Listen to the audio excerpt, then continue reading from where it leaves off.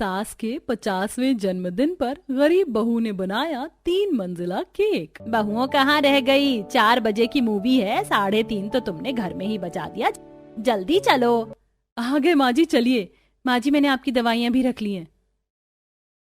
तुम्हें दवाई रखने की क्या जरूरत थी? हम सब मूवी देखने जा रहे हैं ना, इसलिए मैंने अपने बैग में माँ जी की दवाई रखी।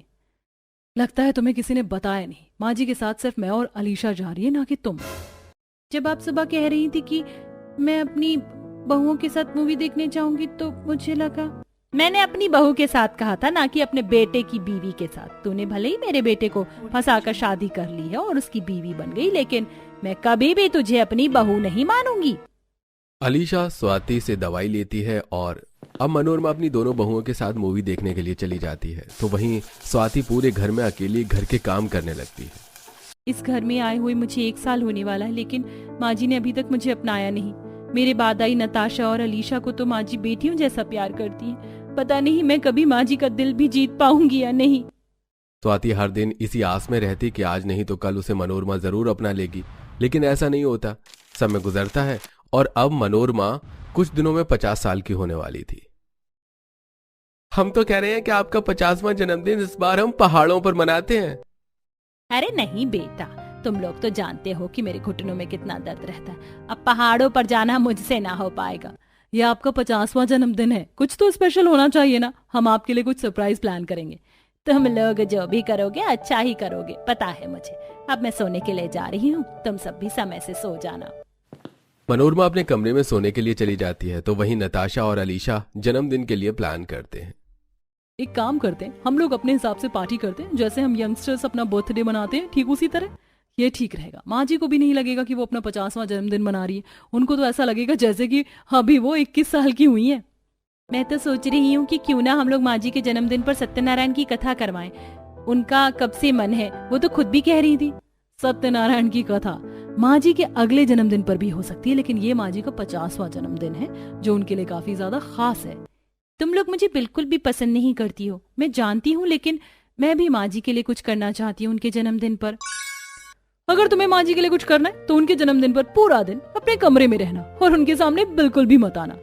ये उनके लिए सबसे बड़ा गिफ्ट होगा। तुम तो जानती हो ना कि माँ जी तुम्हें बिल्कुल भी पसंद नहीं करती। अलीशा नताशा दोनों स्वाति पर हंसने लगते हैं। तो वहीं स्वाति अपना मन उदास कर कमरे में चली जाती है। मनोरमा के जन्मदिन को मुश्किल से 4 से 5 दिन रह गए थे, इसलिए आज अलीशा और नताशा मनोरमा को जन्मदिन की शॉपिंग करवाने के लिए मॉल लेकर जाती हैं। इतने बड़े मॉल में लाने की क्या जरूरत थी? हम कोई छोटी मोटी दुकान से भी कपड़े ले लेते। ऐसे कैसे माँ जी, ये आपका 50वां जन्मदिन है, कोई मामूली दिन थोड़ी ना। चलिए हम उस तरफ चलते हैं। अलीशा और नताशा को अपनी सास को शॉपिंग करवानी थी, लेकिन अब वो अपने कपड़े खरीदने लगती हैं। ये ब्लू वाली ड्रेस कितनी ज्यादा हॉट लग रही है ना। मेरे पास तो इस कलर की कोई ड्रेस भी नहीं है, मैं तो यही ड्रेस लूंगी। मुझे भी ये येलो वाली ड्रेस काफी पसंद है, मैं तो यही लूंगी। जन्मदिन माँ जी का है, लेकिन हर कोई हमें देखेगा। ऐसे ही शाम हो जाती है, लेकिन दोनों सिर्फ अपनी शॉपिंग में लगे होते हैं और अपनी सास के लिए कुछ भी नहीं खरीदती।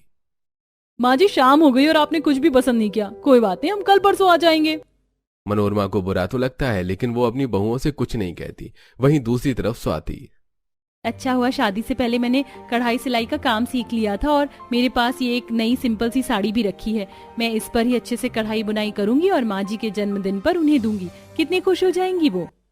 स्वाति सिंपल सी साड़ी पर कढ़ाई कर रही होती है कि तभी उसके कमरे में अलीशा और नताशा आते हैं।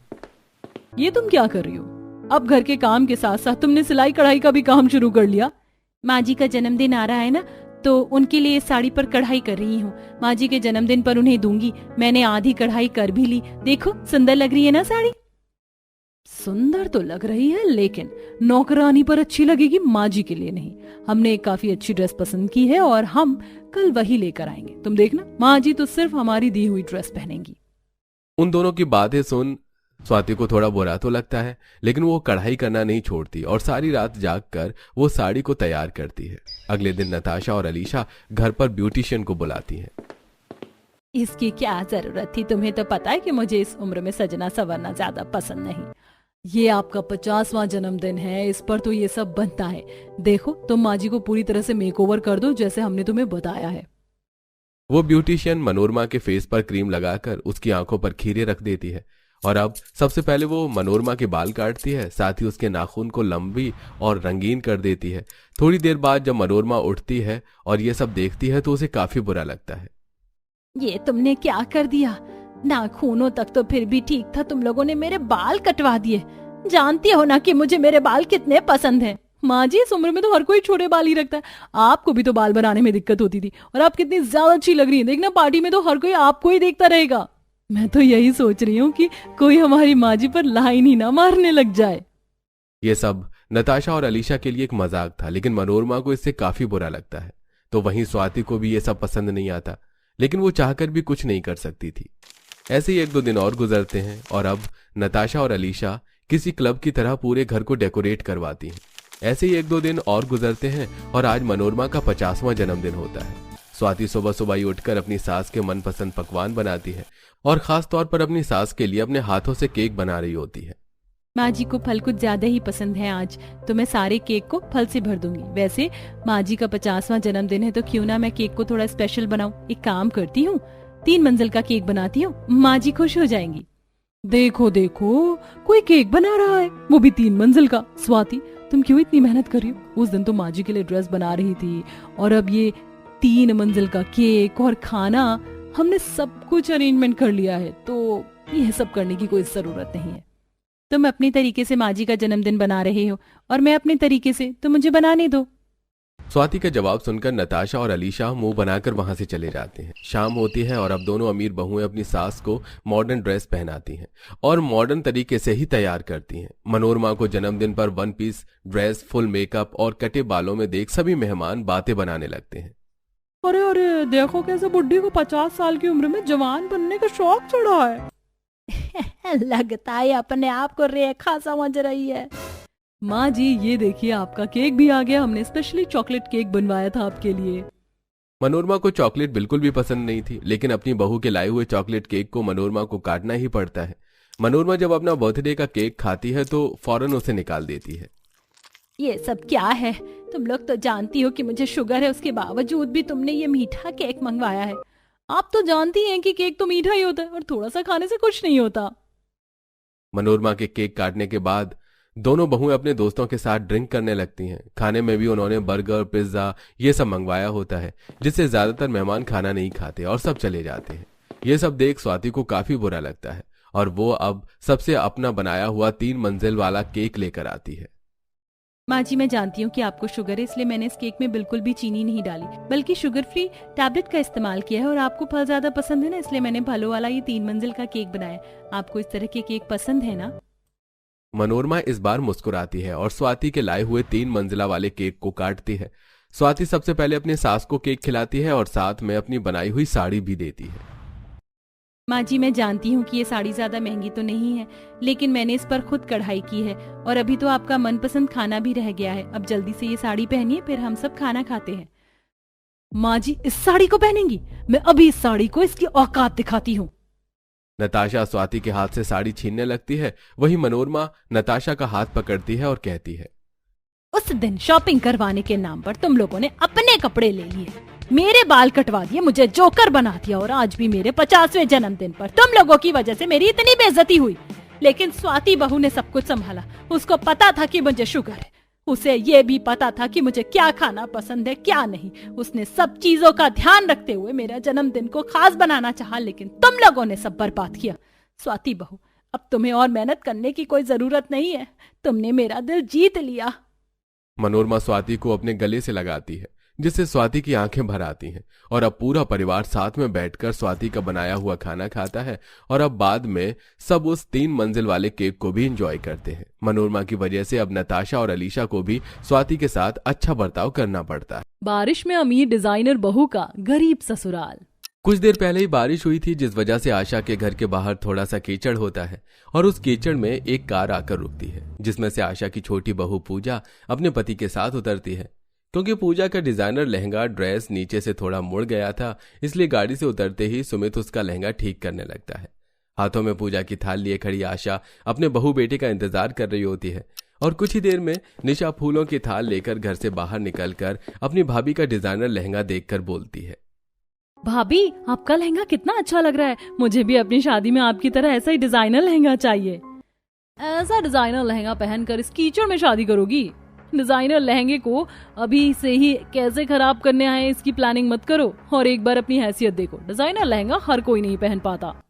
सभी पूजा की ऐसी बातें सुनकर उदास हो जाते हैं, पर कोई पूजा को कुछ नहीं कहता। कुछ ही देर में आशा अपनी बहू का गृह प्रवेश करवाती है और अंदर चटाई बिछाकर उसे और बेटे को बिठाती है अंगूठी की रस्म के लिए। तो वहीं शादी के बाद पूजा की मां कविता लिविंग हॉल में बैठकर अपने पति से शिकायतें करती है। क्या जरूरत थी अपनी बेटी की शादी अपने उस गरीब दोस्त के बेटे से करने की? उनका घर भी मिट्टी का बना है, कैसे मेरी बेटी उस मिट्टी के घर में रहेगी? तुम्हारी इन्हीं सोच की वजह से हमारी बेटी हाथ से निकल गई। अरे उसकी शादी एक गरीब घर में करना जरूरी, बहुत जरूरी था। अब उसे पैसे की अहमियत होगी।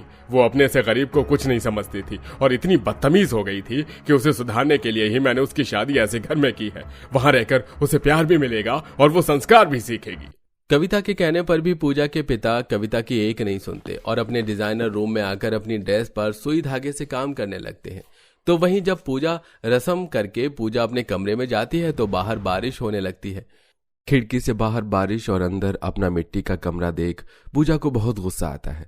साथ में वो ये भी देखती है कपड़े पोटली में रखे हैं। एक भी अलमीरा नहीं है इस घर में, मेरे सारे डिजाइनर कपड़े हैं। क्या मैं अपने डिजाइनर कपड़े आप लोगों की तरह पोटली में रखूंगी? पूजा तुम परेशान क्यों होती हो?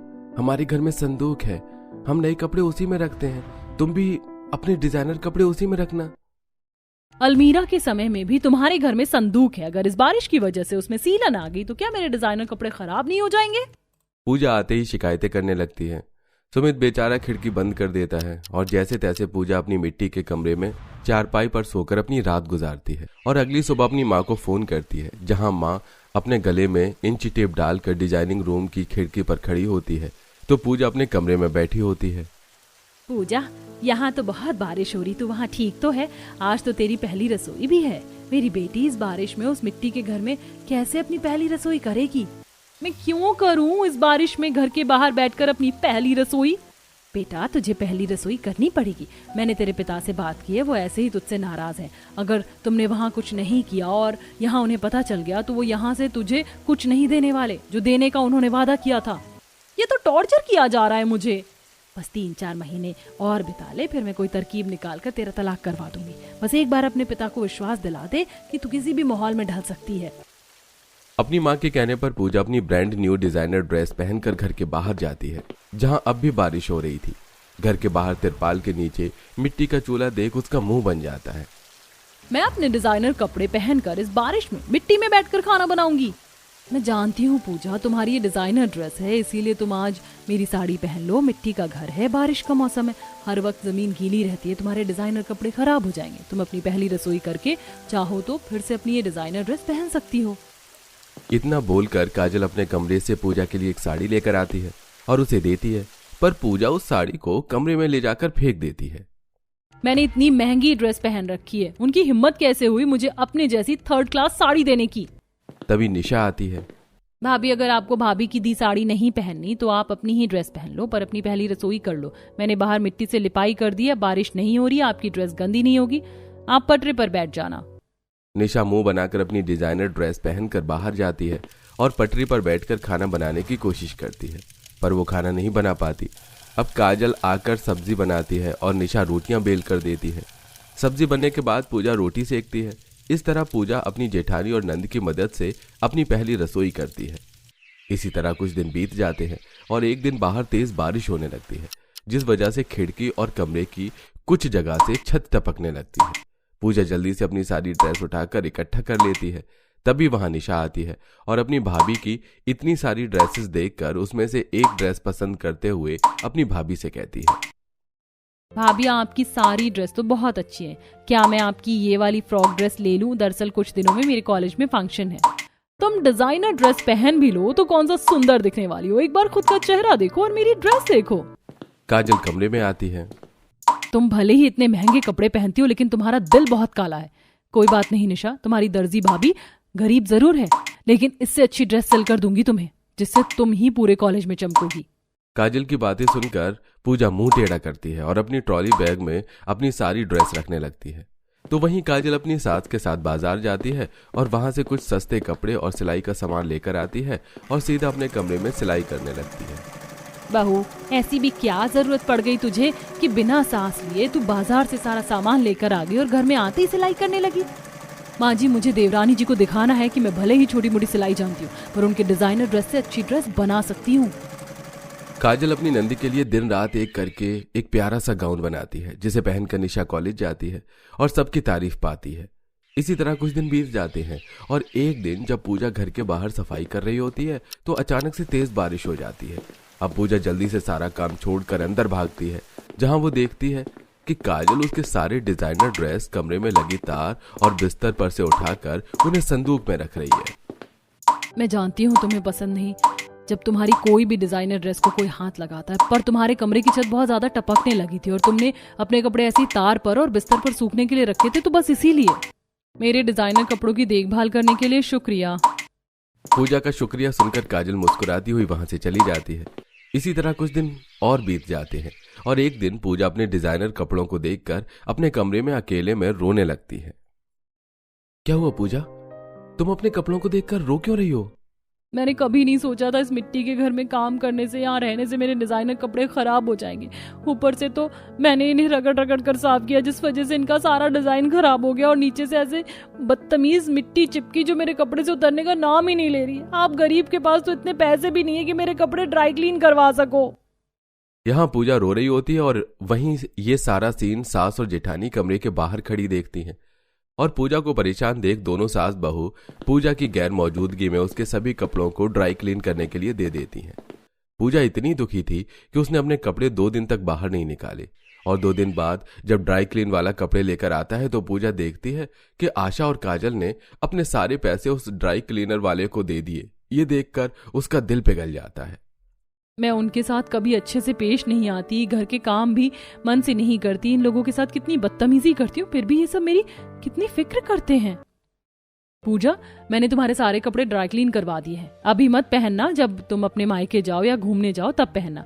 मैंने तुम्हारे लिए कुछ सूट बनाए हैं और साड़ी लेकर आई हूँ, तुम उन्हें पहन लेना, या मिट्टी है ना, गंदे हो जाते हैं तुम्हारे कपड़े।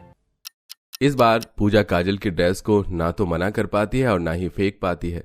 वो चुपचाप कमरे में जाकर काजल की दी हुई ड्रेस पहन लेती है और बाहर आती है और ये देख सब खुश होते हैं। इसी तरह कुछ दिन बीत जाते हैं और एक दिन तेज बारिश में पूजा के पिता उससे मिलने उसके ससुराल आते हैं। चटाई बिछाकर सास और जेठानी उन्हें बिठाती है और खुद भी बैठती है। अपने पिता को देख पूजा डर जाती है और जब वो बाहर से अपने पिता के लिए चाय नाश्ता लेकर आती है तो अपनी सास और जेठानी के मुंह से अपनी तारीफ सुनती है। भाई साहब, आपसे किसने कहा कि आपकी बेटी बदतमीज है? इतने बड़े फैशन डिजाइनर की लड़की हमारे इस झोपड़पट्टी में रह रही है, मिट्टी के घर में, हमारा मिट्टी का बाहर रखा चूल्हे पर इस बारिश में वो खाना बना रही है। वो कैसे काम करती है वो मैं ही जानती हूँ, उसने तो हमारे घर को जोड़ रखा है। और मैं तो बड़ी खुश नसीब हूँ पूजा जैसी देवरानी पाकर। डिजाइनर कपड़े होने के बाद भी वो मेरे बनाए हुए कपड़े पहनती है। तभी पूजा चाय लेकर आगे बढ़ती है और पापा के आगे चाय नाश्ता रखकर कहती है, पापा चाय। मैं जानता था तू सुधर जाएगी। तूने तो आज मेरा सीना गर्व से चौड़ा कर दिया। आज मैं बहुत खुश हूँ, इसलिए आज मैं तुझे तेरा क्रेडिट कार्ड, बैंक बैलेंस और डिजाइनर कपड़े देने आया हूँ। अब मैंने सोच लिया है हर महीने में तुझे 2 डिजाइनर कपड़े और जरूरत की सारी चीजें दूंगा। नहीं पापा, मुझे कुछ नहीं चाहिए, मुझे डिजाइनर कपड़ों का भी शौक नहीं है। मुझे इतना अच्छा घर परिवार मिल गया कि किसी और चीज की अब चाह ही नहीं है। पर हाँ, मैं चाहती हूँ कि जैसा मेरा डिजाइनर लहंगा था उससे भी अच्छा आप मेरी नंद के लिए लहंगा डिजाइन करें। उसका सपना है कि वो अपनी शादी में डिजाइनर लहंगा पहने। भाभी, उस दिन तो मैंने ऐसे ही कह दिया था, आपको मेरी बात अब तक याद है? एक बार अपनी ड्रेस ना देकर मैं बहुत शर्मिंदा हूँ, इसीलिए मैं अपनी इकलौती नंद का ये सपना पूरा करना चाहती हूँ और आप सब मुझे माफ कर दीजिए। मैंने जो शुरू में आकर आप लोगों के साथ बदतमीजी की, पर अब मैं बिल्कुल वैसी बन के रहूंगी जैसा आप लोग चाहते हैं। उस दिन से पूजा अपने परिवार के साथ उनकी तरह रहने लगती है। 4 महीने बाद कविता का फोन आता है। बेटा, तूने अपने पिता को विश्वास दिलाया कि तुम एडजस्ट हो चुकी हो, अब तू देखना कैसे मैं तेरा तलाक करवाती हूँ और तुझे एक अच्छे घर में भेजती हूँ। माँ, अपनी बेटी का घर तोड़ना बंद करो, मैं यहाँ बहुत खुश हूँ। इतना बोलकर पूजा अपनी माँ का फोन रख देती है और अपने गरीब परिवार के साथ उन्हीं की तरह से रहने लगती है।